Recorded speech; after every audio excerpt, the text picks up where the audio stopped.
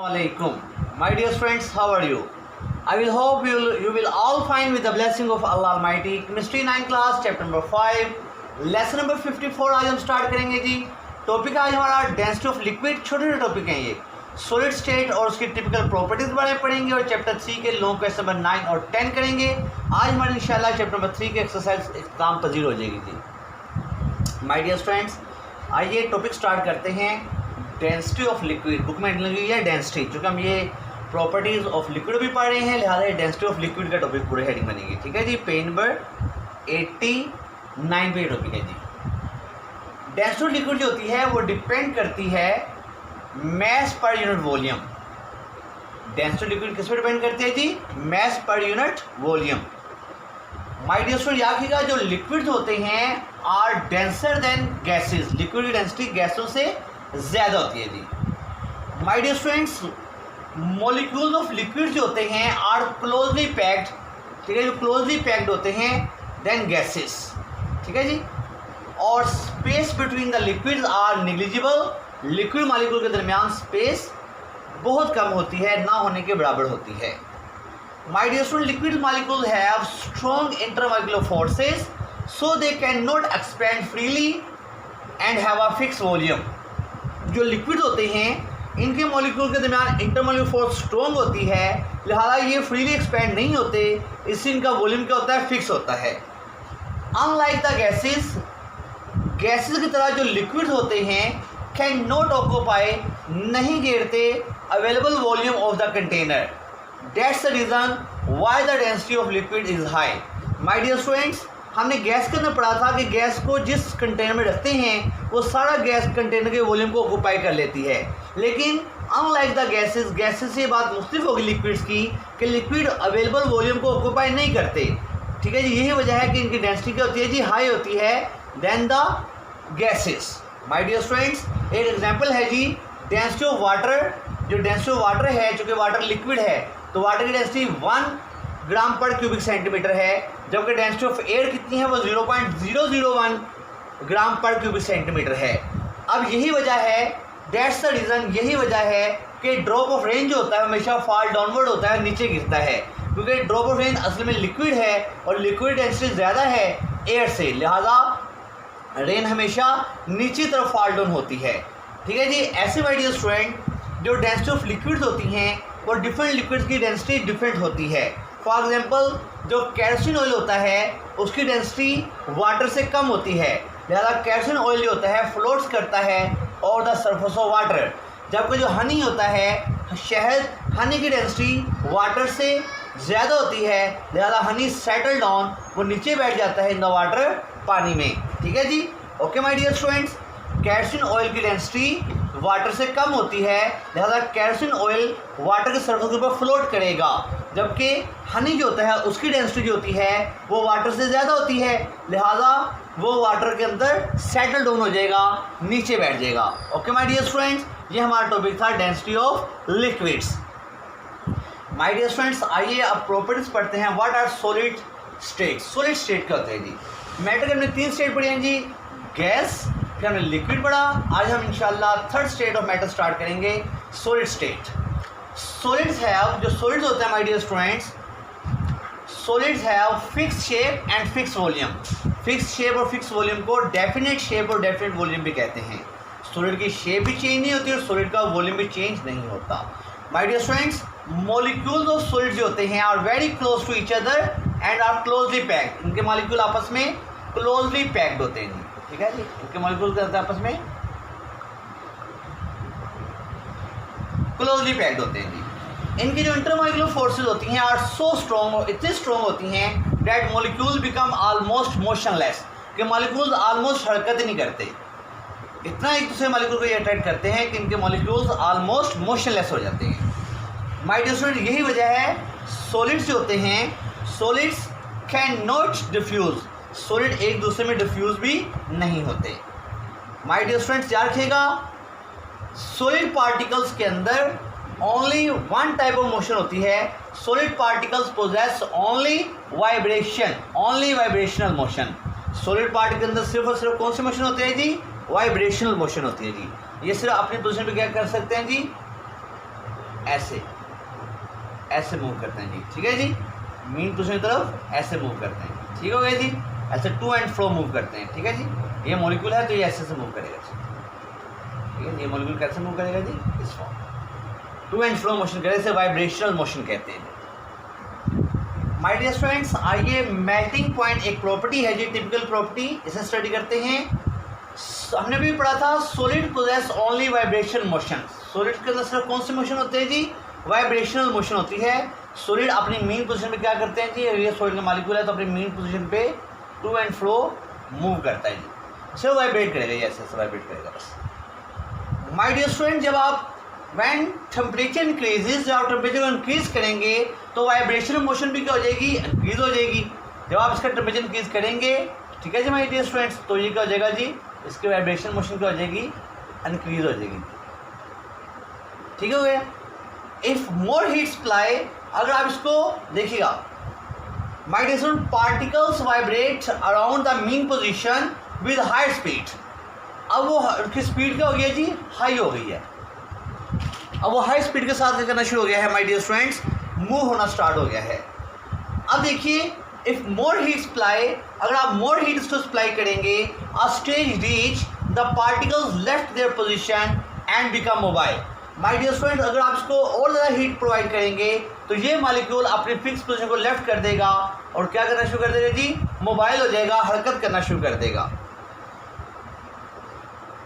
It's mean solid start melting, solid melt होना start हो गया है। आगे मेल्टिंग पॉइंट डेफिनेशन है जी, the temperature at which solid starts melting and coexist in a dynamic equilibrium with the liquid state is called melting point.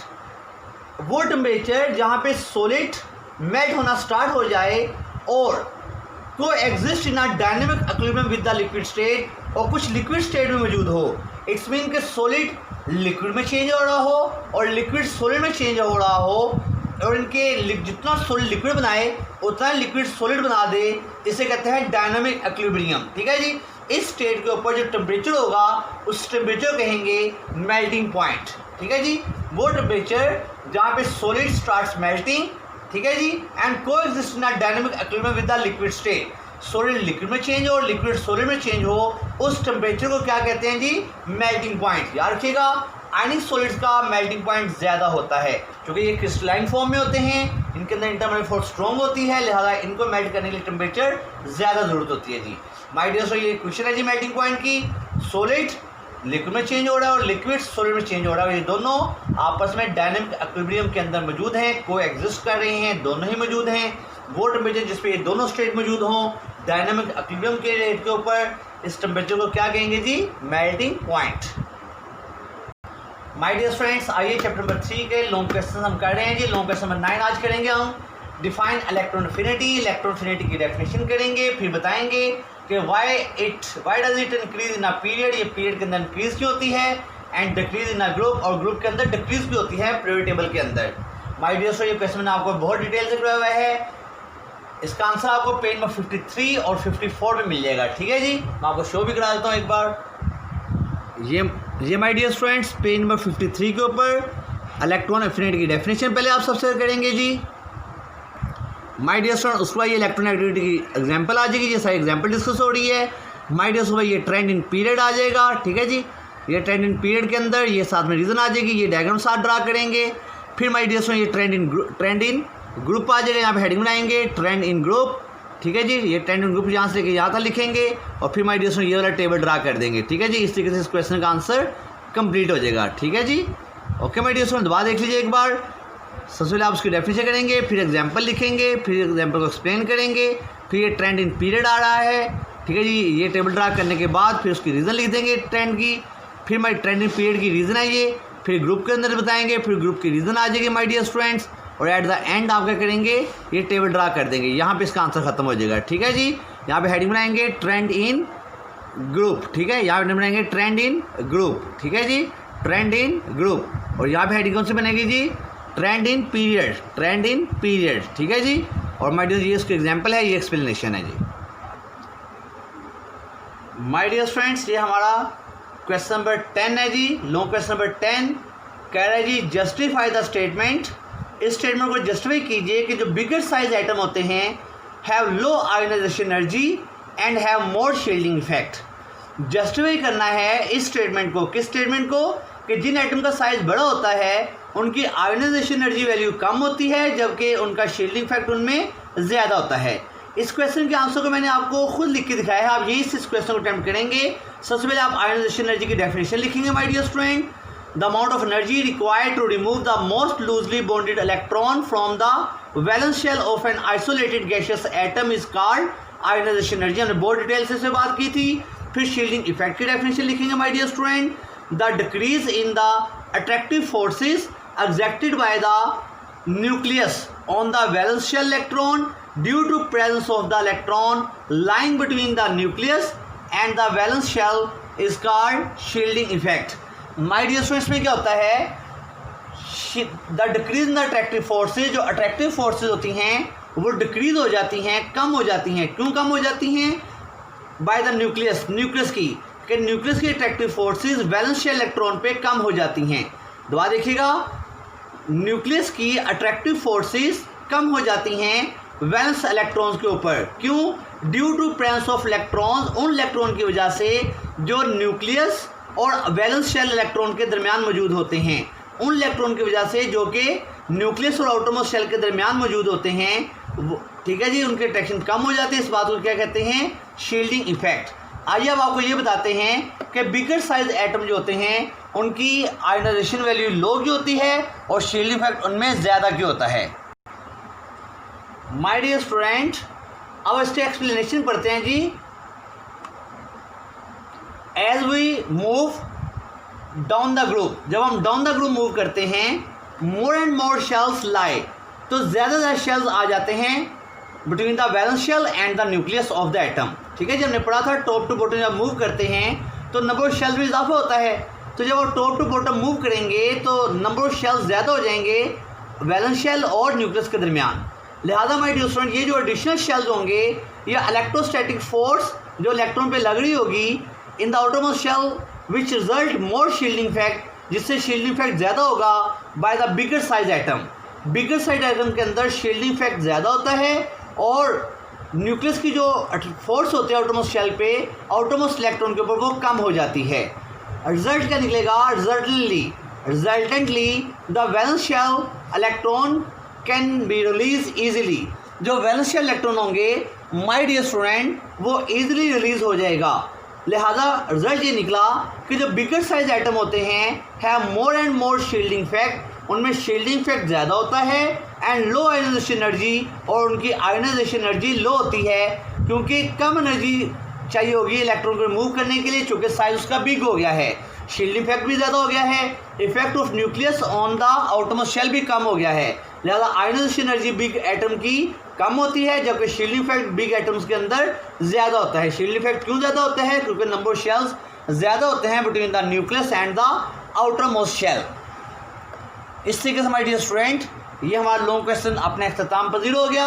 अब आइए मैं आपको टास्क ऑफ द डे बताता हूँ जी।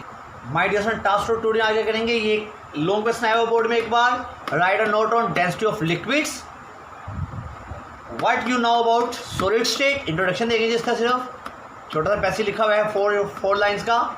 Right a note on melting point of solids, ये question detail के साथ लिखेंगे, खासतौर पर इसमें डेफिनेशन बहुत इंपॉर्टेंट है माय डियर स्टूडेंट। फिर चैप्टर नंबर 3 के हमने 2 लॉन्ग क्वेश्चन आपको करवाए हैं 9 और 10। इस तरीके से आपके चैप्टर नंबर 3 की एक्सरसाइज फिनिश हो गया माय डियर स्टूडेंट। अपना ख्याल रखिएगा। अस्सलामु अलैकुम।